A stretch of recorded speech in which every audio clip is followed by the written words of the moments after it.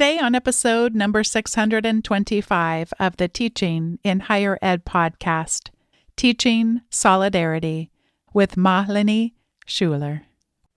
Produced by Innovate Learning, maximizing human potential. Welcome to this episode of Teaching in Higher Ed. I'm Bonnie Stahoviak, and this is the space where we explore the art and science of being more effective at facilitating learning. We also share ways to improve our productivity approaches so we can have more peace in our lives and be even more present for our students.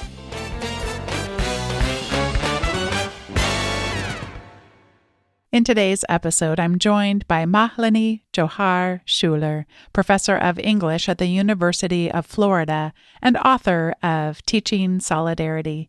In our conversation, we explore what she calls critical race reading, a practice that starts at empathy but moves beyond it to help learners examine their own positionality within systems of power and inequity. Malini shares how today's political climate is reshaping what happens in classrooms and why discomfort can be such an essential part of meaningful learning. Malini Schueller, welcome to Teaching in Higher Ed. Thank you. Thank you for having me. I have been excited about this conversation since I was first contacted about your book.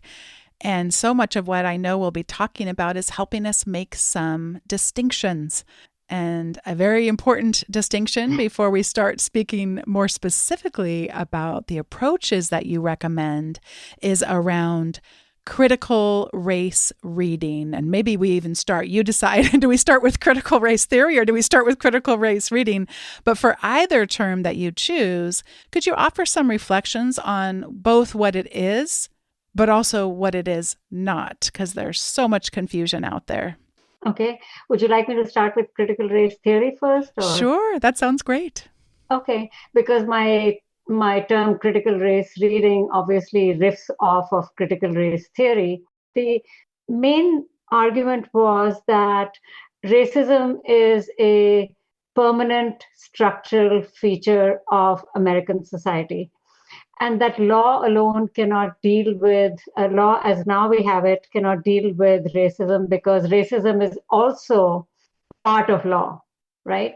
And so overall, it stresses sort of the implication of race in every aspect of American life. And so the critical race reading takes off from that and it asks, is there a way of reading, and since I'm a literature professor, I focused on literature, is there a way of reading that can awaken us to questions of racial privilege and hierarchy without us imagining that we have taken over somebody's place? In other words, I cannot sort of put myself in the position of somebody and vacate that person's position, but to be able to awaken those questions of racial hierarchy and privilege within ourselves, and then be able to have sensibilities that can move us towards solidarity. You know, is there a way of reading that way? Right. And that was the idea of critical race reading. And obviously, the kinds of works you would read, although I would argue that in the US, pretty much anything that you read is racially implicated. Right. But there are, some works, obviously, that it makes it easier to parse that kind of question out. And so that was a way, especially since literature is seen as so fundamental to teaching, right? All the way from, I don't know, when children start reading stories very early, right? And it goes all the way to college and so on. This would be a way of really having a reading that can ultimately work for social and racial justice, right? And I see this particular critical race reading as sort of in the tradition of educators like Paulo Freire, who wrote Pedagogy of the Oppressed, What is the Function of Education and the Classroom, or bell hooks, Teaching to Transgress. So that was the idea of critical race reading, is how to sort of have a pedagogy that would not tell people what to do. You're not telling students what to do. You're just telling them ways of thinking. What they do is ultimately what they get to decide. A classroom is not a place of indoctrination or anything like that. But it's also in the tradition of critical theory in general, right? Where right from the Frankfurt School, the idea was that eventually questions of critical theory lead to emancipation and social liberation, right? And so what are the ways in which basic like reading of stories can be done in such a way to awaken those kind of sensibilities and our own consciousness of hierarchies and build those sensibilities that will hopefully move the students to, or any readers to, their solidarity with social justice movement, racial justice movements. And tell me more about then the role that empathy plays an important role, but doesn't necessarily go far enough. Oh, absolutely. One of the very common ways of teaching literature is, and I wouldn't say this is the most sophisticated, but it's quite common. We'll say, here's a character, perhaps a minority character that people are encountering who has been very oppressed or somebody poor. Don't you identify with this person and all that that person has gone through, right? And students will say, I can really relate to this book because my mom was like this, or my dad was like this, or I had a cousin who was like this, that kind of thing. It's very common, even in college, right? But I think that when you only have empathy, for example, if you have a character like you're reading some, novel about Palestine, you're reading about an African American who's suffering racism, and you sort of totally identify, there's a way in which you can arrogantly take that person's place without realizing the difference. There's also a way in which once you're done reading, you have sort of had a catharsis. You have identified, you're done with it, and you move on feeling very virtuous. There's nothing else to be done after that moment. Now, there might be people who disagree with me, but there'll be a lot of people who actually agree with this. There's a very prominent African-American scholar of African-American studies by the name of Saidiya Hartman, who talks particularly about how it is that this identification is a way of just vacating the other as in capital O. And a lot of people have written this, so I'm not the first one to come up with this, but I do think that it is important in literature, and certainly it can be important in historical narratives, not to just stop there. Because you can say, oh, I really felt bad. I really identified with this character. Now I feel so good having read this because I could really feel sorry, right? But I think from what I want to emphasize is what I call critical empathy, where you feel for others and you feel the injustice of others, but you also feel differently, differently. So that kind of distancing allows you to see that this injustice is part of a structure. And since I'm trying to, in critical race reading, have people think about structural racism, right?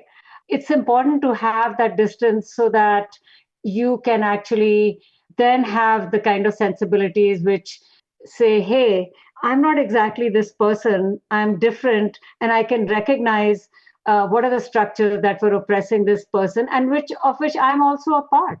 I mean, we're not apart from society, right? But there's something, I think, more useful than just simple identification. And it's a difference between, I guess, a more experiential reading and a more analytical reading. Yeah, that it's so resonating with me. I'm thinking back to a class I have not taught in 15 years, so you're going to have to bear with me on my memories. But this was an introduction to business class of all things. My discipline is in organizational leadership, so it's sort of the people side of business, but haven't taught it in years. And I really think I failed at this. So I'm about to tell you a story of failure. I used to try to teach about the two different kinds of discrimination. And this is in a HR employment law kind of a thing. And so I would try to teach about disparate treatment, where you treat someone differently because of a protected class, or disparate impact. And that would be more the systemic levels, right? That a protected group or class is somehow discriminated against. Well, why I am telling you that I would fail at this with regularity is I wish I would have had this book all those years ago, because I think it's because people were still centered in that example. So I would have many people in the class. I mean, I just failed and failed and failed at this. So they would say to me, but I was treated bad at my work. So how can you say, like, can't I be? And it's just like, I would go round and round. And it was kind of that, like, that it was perceived that I didn't have empathy for how hard it must have been. And I'm going, but it's not that I don't have empathy. And so I want to hear more from you about what literature can unlock that me trying to teach, or anybody trying to teach a concept where that person is still at the center. Do you know what I mean? Like what gets unlocked when we use literature that doesn't get unlocked with the example I just gave? So literature, has the ability always to imagine otherwise, right? So you imagine things differently. Literature also has compelling kind of characters who go through so somebody can put a whole social reality in front of you and can also posit a different kind of imagination. So you can have that literature that delineates a kind of oppression, but you can also have these other possibilities that you might not have in the situation that you're talking about. But also, I do think that literature really elicits this kind of, with characters and all that, elicits this kind of move towards, can you understand me, right? And in order to answer that question, can you understand me, you have to go and see what the structure is around that person, right? In a unique kind of manner that I don't think simply a recording of events in history can do. So there is emotion involved, no doubt, right? And that's not a bad thing. But in addition to having that kind of pull that literature has, it takes you to all these different possibilities and the different kind of literatures. Not everything works with critical race reading, because there are some works that will deliberately try to distance you. So one of the works now, Patrice Khan-Kohler's memoir that I talk about here, it's a memoir, right? And she writes about what happens in her life and so on. At the very same time, she moves you away and says, what was happening elsewhere? How is this connected? And that is one of the things that literature does do.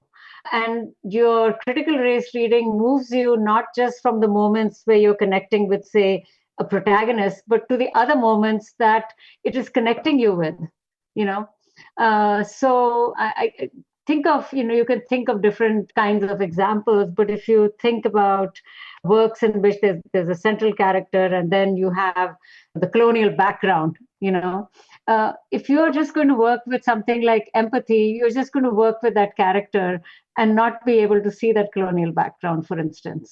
Right. And that's the kind of double thing that literature can do, that I think that what you're talking about in that business thing, because that seemed to be just individual. Let's explore now a little bit more about this discomfort. And it's something that's talked about so much, I think, on the right and on the left. And how do you think about discomfort? How do we handle it? Do we prepare students for it? Do we wait until they're experiencing it? What's your approach and essentially advice to others?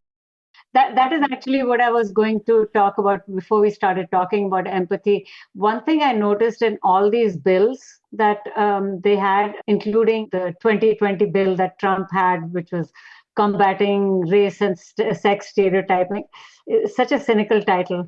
But anyway, what they all stress is, they don't want students in the class to be uncomfortable. The kind of anxiety or discomfort that is produced in students when they are told that they have to confront, histories of racism. So this discomfort was constant. And one of the things that I emphasize in critical race reading is it's uncomfortable. Okay, it is uncomfortable. And there are, people who argue, like there's another educator by the name of Shoshana Feldman who said, unless there is some level of discomfort in my students, I have not taught. But of course, you don't want to completely make the students so uncomfortable that they can't learn. But to imagine, again, I think that if you have something like just empathy and identification, that's quite comfortable. You might say, oh, I feel so bad. I shed a few tears. Then I feel really good about myself because I shed those tears, right? Discomfort is much longer, you know. And I think that some level of feeling uncomfortable is fine for learning, because if learning doesn't produce any kind of discomfort, you haven't moved outside your zone of what you already know, which doesn't mean you're going to feel like you're going to do something, gross to yourself. I don't mean that kind of discomfort, but enough that you will say, so I never realized that I was participating in this. What can I do? Maybe I need to join some social movement that does X. Maybe I need to do a little bit more with my life rather than just feeling bad about X or feeling that I understand what's going on. Maybe I need to be a little more active in my life. So I think that comes from people realizing that they haven't done enough, that they haven't realized their privileges enough, that they haven't recognized structures enough, right? So I think that some level of discomfort is necessary for this teaching, for learning. You and I live in quite different states. For listeners who Where you're in? I'm in California. And for listeners who may not be aware, you are in Florida, and we have very different laws and very different regulations. And I'm curious if you have advice for people who are teaching in context different than the one I'm teaching in here. We don't have the anti-CRT laws coming up here. We don't have the anti-DEI. I'm not to say we're completely immune to it, but it's just markedly different. Do you have advice or guidance for people who are teaching in states that it's a very risky endeavor to be teaching? What advice about risk? Is there such a thing as wise ways to take risks? I don't mean to put words in your mouth, but just would love to hear anything that you would have to offer while we both recognize how hard this is, Yeah, that's a really tough one, because I think there are ways in which teachers can actually, if there are certain works that are, for example, banned from the classroom, they don't have to teach those. You can teach something else. It's so you're not telling the students, as I said, you're not telling the students what to think. You're just sort of having a certain method of teaching. So I think that actually critical race reading is, I wouldn't say it's sneaky, but it's sort of a way entry into these questions of racial hierarchy without you necessarily even having works that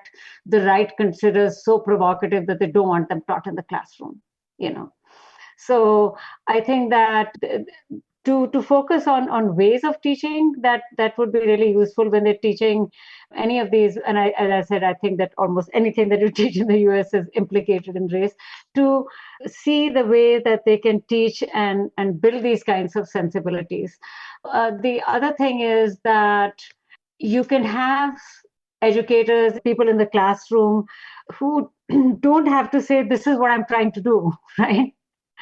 Even though you want the ends of racial justice and social justice, which are probably not okay to talk about, but just have them think about, you have a character here who is undergoing X. What is it that's contributing to it? Have questions that students can think about. Who is involved? What are the kind of ways in which you can think about this character differently?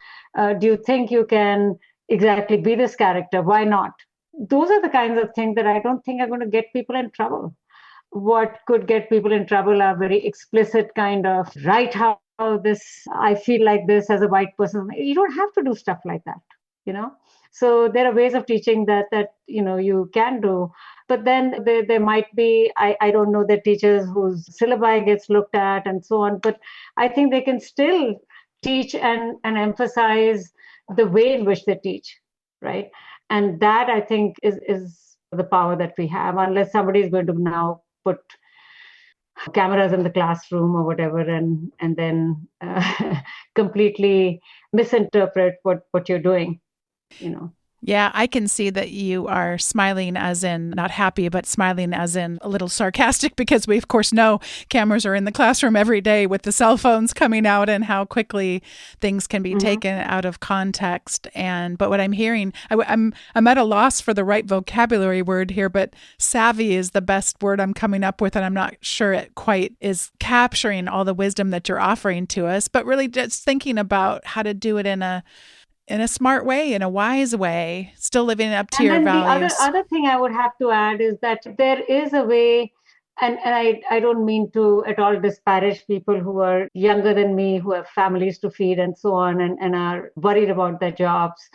But there's a way in which, this sort of anticipatory obedience is really a problem, because that is how fascism continues. And I see that in the university. Unfortunately, I see it in college professors and all, that they are, well, let's not do this because it might not be okay, even if some law has not been passed, ahead of that time. And I just think that you should go the length to do what you can do.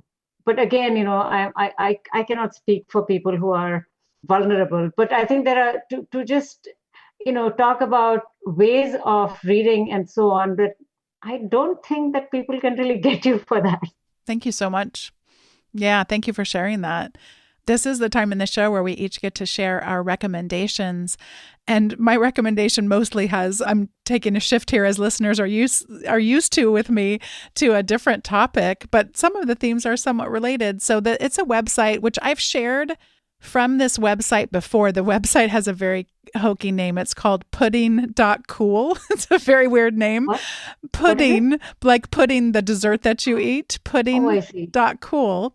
And I find their work fascinating because they take topics, and they're artists and web developers, and they create very interactive, intriguing websites that tell stories in interactive ways. And I just think you were talking earlier about the ways in which literature can do things that other forms may not be able to educate. And to me, I find this website very intriguing because it has done similar things for me.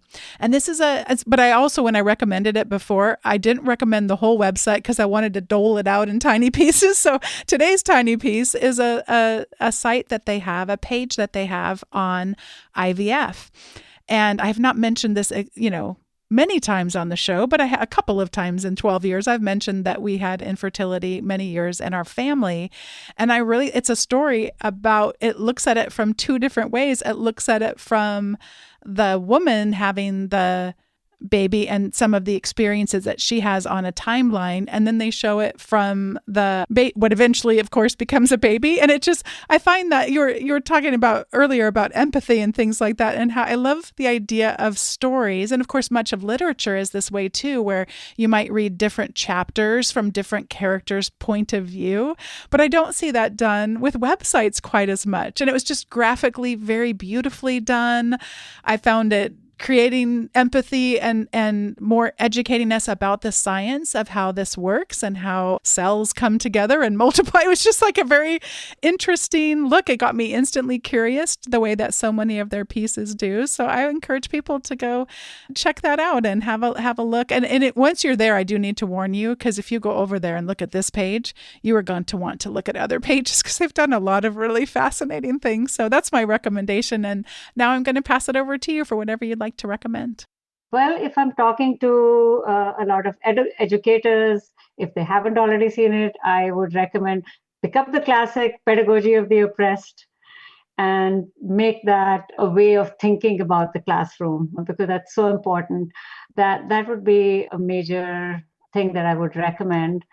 The other thing is more general kind of recommendation, which is don't worry so much about pleasing your students and keeping them always in a comfort zone, because a little bit of discomfort is a good thing, right? So that would be my recommendation.